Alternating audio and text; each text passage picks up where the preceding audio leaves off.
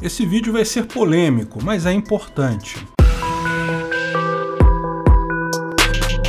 Esse é o Visão Libertária, sua fonte de informações descentralizadas e distribuídas. Agora que Lula está novamente elegível para 2022, pelo menos por hora, muita gente tem apontado o risco de fraude nessas eleições. Agora o Alexandre de Moraes vai fraudar a eleição de 2022 e é certeza o Lula voltar. Outros complementam: olha o que aconteceu nos Estados Unidos. Eu entendo a preocupação, considero ela pertinente, mas quero apresentar um ponto de vista alternativo a isso. Como eu já disse em outros vídeos, acho mais provável, mesmo com Lula concorrendo, que Bolsonaro se reeleja em 2022. Ainda está longe, lógico, muita coisa pode mudar até lá, mas presidentes no Brasil com a máquina pública na mão raramente não são reeleitos. Se até a Dilma conseguiu, qualquer um consegue.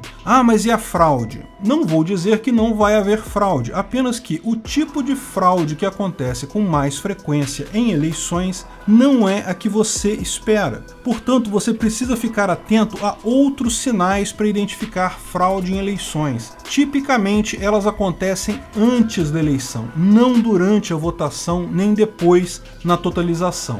E um caso que eu posso apresentar para vocês disso é justamente o caso americano. O que causou os números totalmente fora do normal nas últimas eleições foi, em última análise, a votação pelos correios sem validação de assinaturas. E isso foi feito muito antes da eleição, via leis aprovadas em vários estados. Republicanos poderiam já ter prevenido isso, apenas não perceberam a fraude antes. Votação e a contagem de votos em si é um momento em que todo mundo está prestando atenção. Não é que não possa haver fraude ali também, apenas é que é muito menos provável, justamente porque todo mundo está prestando atenção. E digo isso porque, bem, não vou dizer que eu sou um especialista no assunto, apenas afirmo que cheguei a estudar este assunto a fundo. Meu trabalho de conclusão de curso no curso de Direito foi feito sobre sistemas eleitorais e fraude. Eu, na época, acabei me empolgando com a coisa e estudei muito mais do que precisava só para fazer um TCC. Inclusive fraudes que aconteceram no passado, fraudes no Brasil e etc. E como isso dirigiu a evolução dos sistemas de votação no mundo todo ao longo do tempo. E a minha principal conclusão sobre eleições é que elas são o que tem de mais longe do direito natural nos ordenamentos legais do mundo todo. É a coisa mais artificial, competindo ombro a ombro com a legislação tributária. Ou seja, as coisas mais estranhas à ética que existem, tributo e eleições. Olha que curiosidade. Mas o fato é que as fraudes em eleições não são difíceis de imaginar. Muitas pessoas, porém, como eu avisei, acabam vendo o problema errado. Por exemplo, basta ver a quantidade enorme de pessoas que acha que imprimir o voto vai resolver algum problema. Olha os Estados Unidos com seus votos impressos, tiveram eleições igualmente suspeitas, porque exatamente o ponto da fraude é anterior à contagem de votos. Não estou dizendo novamente que não pode haver fraude na contagem, mas essa tipicamente é mais difícil, é menor, é mais localizada. Vou explicar o problema de forma lógica. O grande problema da fraude, lógico, é evitar que um candidato possa adulterar o resultado de uma eleição, seja para aumentar seus votos, seja para diminuir os votos do adversário. O resultado final da eleição é o grande ativo de valor a ser preservado. O mesmo é gerado a partir, lógico, da totalização de votos. Eu não sei como é que isso é feito lá no TSE, se é um banco de dados só, se é por estado, se é por cidade,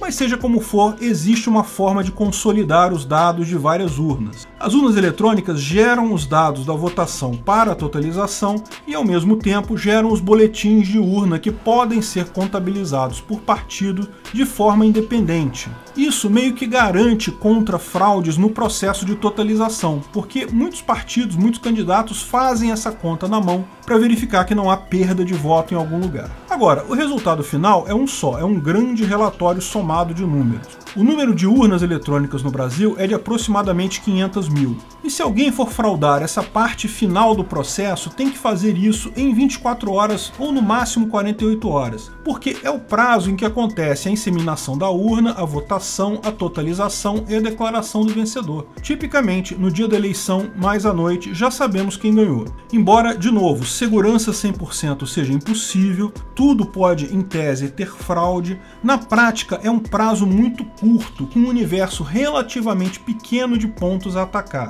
Pessoas olham muito para a totalização porque ela é a última etapa, mas raramente existem fraudes ali, e quando existem, tipicamente são coisas pequenas que não mudam o resultado total. Justamente porque todo mundo está olhando, o número de oportunidades de fraude são pequenos em comparação com o que está antes da urna. Porque veja, a informação do voto é gerada a partir das informações de eleitores, o cadastro de eleitores, o cadastro de candidatos, o software da urna. Tudo isso é preparado antes. Ainda tem o eleitor indo na sessão votar e os mesários que gerenciam a eleição. Repara como os números aqui são muito maiores. Em ordens de grandeza aproximados, são 150 milhões de eleitores no Brasil, 1 milhão de mesários. Todas essas informações têm, lógico, processo de autenticação. Cada eleitor precisa se identificar para tirar o título e poder votar. Candidatos têm que seguir todo um processo para se candidatar, eu imagino. Da mesma forma, os mesários. O software da urna é muito sensível, não tenha dúvidas, mas é um só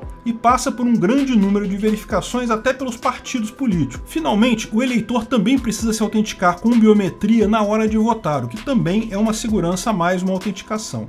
Mas a questão aqui é que nessa parte antes da urna, o eventual atacante tem anos para tentar o ataque. É muito mais provável e simples ele conseguir isso do que tentar depois da votação. A história mostra que a quase totalidade das fraudes foi preparada muito antes do dia da votação por este motivo. Veja a fraude americana. Eles permitiram votos pelo correio sem autenticação do eleitor através de leis e decisões judiciais. Isso, do meu ponto de vista, já foi a fraude. O resto foi só questão de contratar gente para preencher voto e mandar pelo correio. Esse foi o ataque feito. Aquele negócio de contaram errado, contaram 2 vezes o voto, não sei o que lá, isso foi detalhe. Se aconteceu isso, foi pontual e não afetou o resultado. O que afetou foi o voto pelos correios sem autenticação.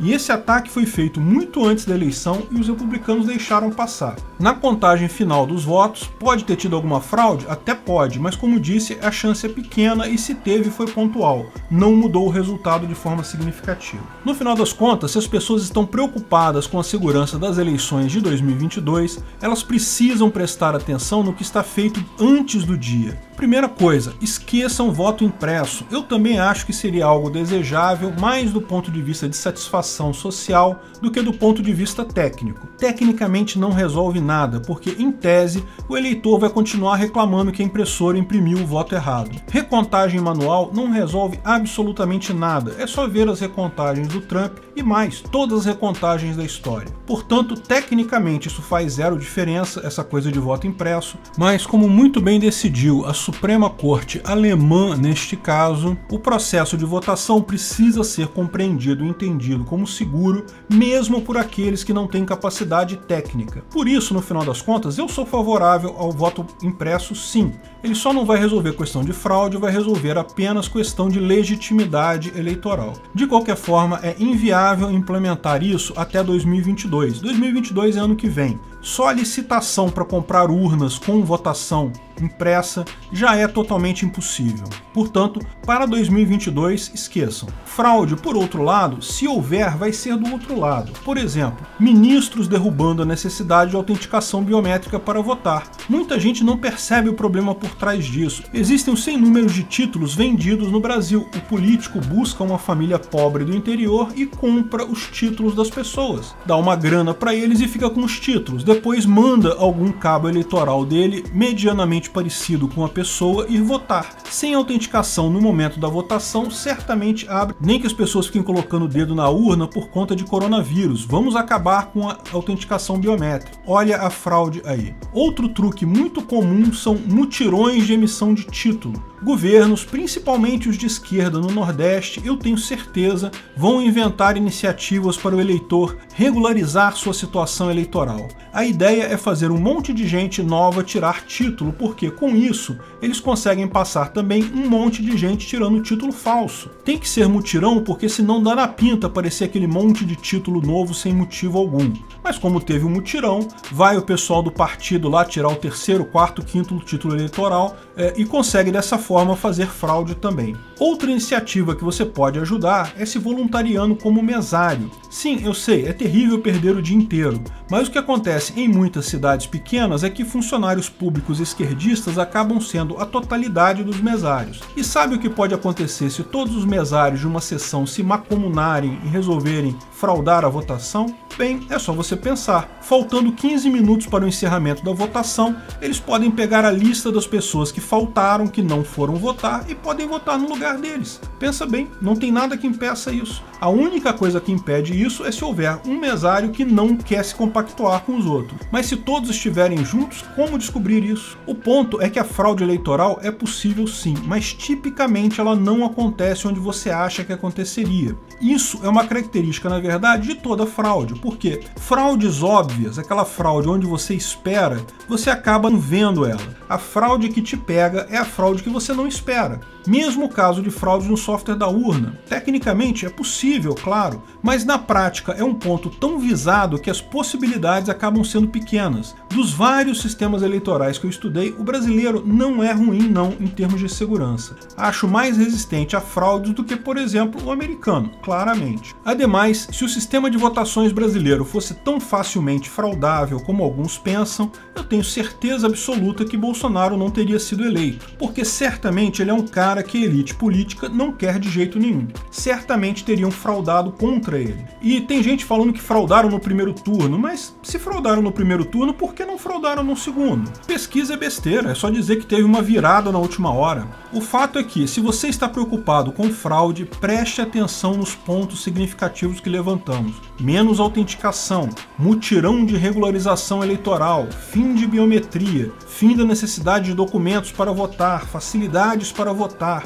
seleção específica de mesários. Esses caminhos são muito mais fáceis para a fraude do que tentar adulterar o software ou a contagem de votos no final. Mas no final, como vocês sabem, pouco importa tudo isso, porque, como eu já deixei claro, a democracia em si é uma fraude. Pouco importa se o mecanismo de votação dela é legítimo ou não. O fato é que voto não dá direito de outra pessoa mandar em você em nenhuma situação, sob nenhuma hipótese. Democracia como um todo é uma fraude. Existem sim maneiras de se organizar a sociedade de forma ética, sem fraude. Lógico, não estou falando de ditaduras. Ditadura também é antiético, é ainda pior que democracia. Embora no final das contas elas sejam muito parecidas. De fato, democratas adoram colocar a coisa como se só existissem essas duas possibilidades, democracia ou ditadura, o que é falso. Dentre as várias outras possibilidades está a sociedade de leis privadas, que é o cerne do libertarianismo, em que ordenamentos jurídicos múltiplos convivem no mesmo ambiente. A pessoa, ao invés de votar, escolhe o partido que quer que governe ela. Vai pagar os impostos daquele partido,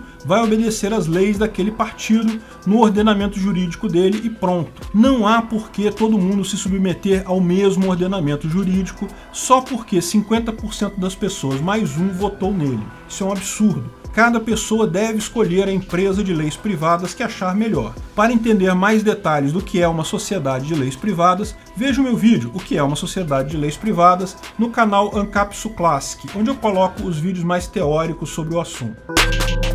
Obrigado pela audiência.